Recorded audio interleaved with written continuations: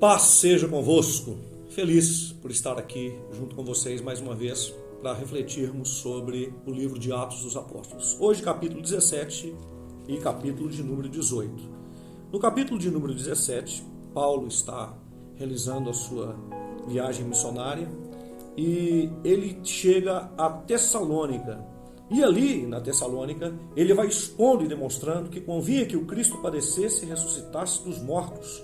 E esse Jesus que vos anuncio, diz Paulo, dizia ele, é o Cristo.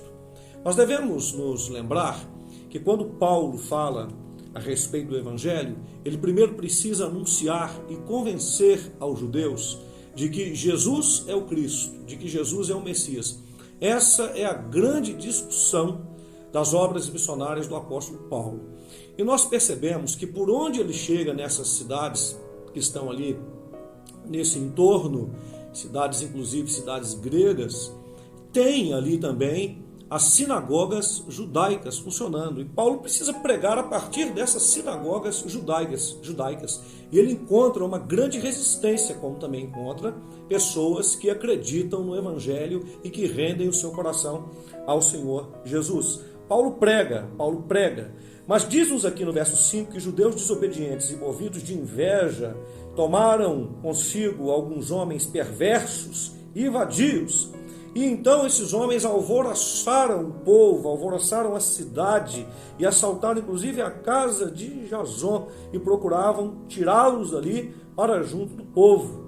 Porém, não os achando, trouxeram Jason e alguns irmãos à presença dos magistrados da cidade, clamando: esses que têm alvoroçado o mundo chegaram também aqui.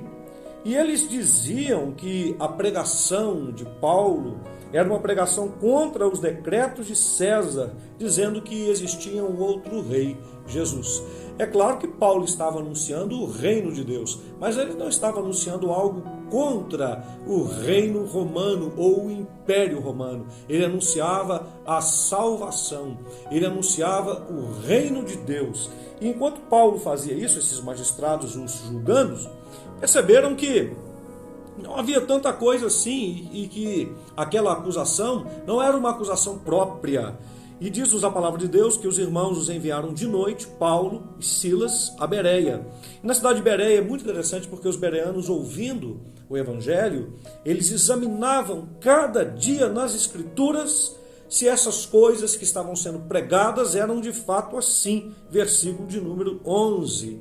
E nós vamos ver os bereanos sendo lembrados em outro texto do apóstolo Paulo, em outro escrito, dizendo do cuidado que eles tinham com a palavra de Deus. Aqui nós aprendemos que é muito importante nós averiguarmos tudo de acordo com a palavra de Deus. Não é porque quem disse alguma coisa vai ser desvalorizado se nós conferirmos com as Escrituras o que a pessoa está dizendo.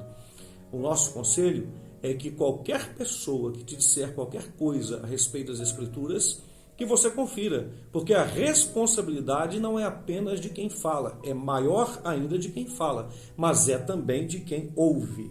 Então Paulo está ali pregando a palavra de Deus e tem muito sucesso no meio dos bereanos, mas os judeus de Tessalônica, eles novamente ficam sabendo que Paulo está pregando ali e criam de novo uma grande confusão. De modo que Paulo vai para Atenas, e ali em Atenas ele vai fazer o seu discurso no Areópago.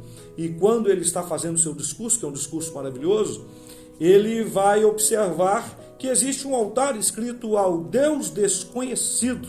E Paulo, então, de uma maneira muito inteligente, inspirada pelo Senhor, ele bate em cima disso. Ele diz: olha, esse pois que vós honrais não conhecendo, é o que eu vos anuncio. E ele começa a anunciar o Senhor Jesus. Lá no versículo 31, quando ele fala a respeito da ressurreição dos mortos, ele cita que Jesus foi ressuscitado dos mortos, e eles, ouvindo falar da ressurreição dos mortos, uns começaram a escarnecer e outros diziam: acerca disso nós vamos te escutar outra vez. Ou seja, o discurso dele foi interrompido, porque eles não conseguiam acompanhar aquele raciocínio quando ele falou a respeito da ressurreição. E o Paulo então saiu do meio deles. Todavia, alguns varões, diz o verso 34, a ele creram, entre os quais estavam Dionísio, uma mulher por nome Damares, e com eles outros. Paulo então vai até Corinto, e logo depois ele vai a Éfeso, e em Corinto ele vai se encontrar com Áquila e Priscila, um casal temente a Deus e que tinha o mesmo ofício que Paulo. Eles eram fazedores de tendas, e Paulo vai passar ali com eles fazendo tendas, trabalhando, e aos sábados Paulo vai estar na sinagoga falando com os judeus e com os gregos e anunciando que Jesus era o Cristo, que Jesus era o Messias. Você sabe que essa é uma discussão hoje também muito pertinente e muito importante, porque as pessoas falam que acreditam em Jesus, mas muita gente, mesmo dizendo que acredita que Jesus é Deus, não obedece a Jesus como sendo Deus. Porque não é complicado, não é difícil. Se a pessoa observar o que está escrito nas Escrituras e cumprir o que está escrito nas Escrituras, ela vai viver uma vida cristã, de fato, sem dificuldade alguma. Mas a maioria das pessoas quer um evangelho que lhe seja gostoso, quer um evangelho que lhe seja aprazível. Ou seja, cada um quer um Deus conforme de per si. E Deus não é assim. Deus não vai mudar por causa da gente. A gente que precisa mudar em virtude dos princípios do Senhor, porque isso é bom para nós mesmos. Mas muito bem, Paulo então está pregando e diz-nos a palavra que ele vai ficar 1 ano e 6 meses em Corinto. E ali em Corinto, o Senhor Deus em visão vai falar assim com Paulo, verso número 9 e verso 10, não temas, mas fala e não te cales, porque eu sou contigo e ninguém lançará mão de ti para te fazer mal, pois tenho muito povo nesta cidade. Paulo fica então ali 1 ano e 6 meses pregando, 1 ano e 6 meses anunciando. E em Paulo ensinando, em Paulo pregando, ele vai ter algumas dificuldades, né?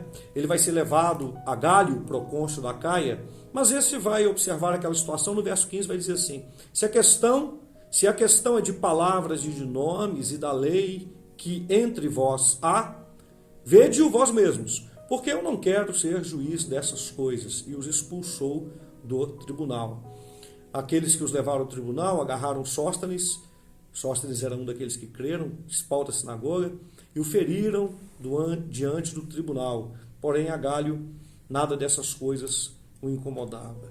Paulo, então, ele vai tomar um novo partido, verso 18, né, diz assim, que ficando ali ainda alguns dias, ou muitos dias, despediu-se dos irmãos, dali navegou para a Síria, e com ele Priscila e Áquila, tendo raspado a cabeça em Cencreia, porque tinha um voto. Chegou a Éfeso e deixou-os ali, mas ele, entrando na sinagoga, disputava com os judeus. Quando fala dessa disputa com os judeus, é justamente sobre essa questão. Paulo, ele precisava pregar e anunciar para os judeus que Jesus é o Cristo, que Jesus é o Messias esperado. E os judeus, muitos criam, mas muitos não criam. Isso causava um grande desacerto, uma grande confusão entre eles. Quando Paulo chega em Éfeso, chegou, verso 24, a Éfeso, um certo judeu chamado Apolo, natural de Alexandria, varão eloquente e poderoso nas Escrituras. E diz-nos a palavra de Deus, porque com grande veemência convencia publicamente os judeus, mostrando pelas Escrituras que Jesus era o Cristo.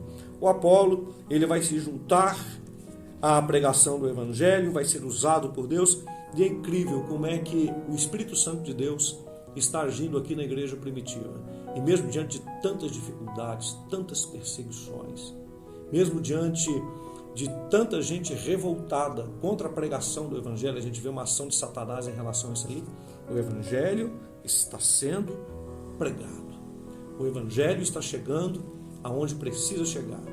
Esse coração voltado para Deus tem que ser o nosso coração. Nós devemos amar o Senhor e pregar o Evangelho, mesmo se formos ameaçados. Mesmo se formos ameaçados de morte.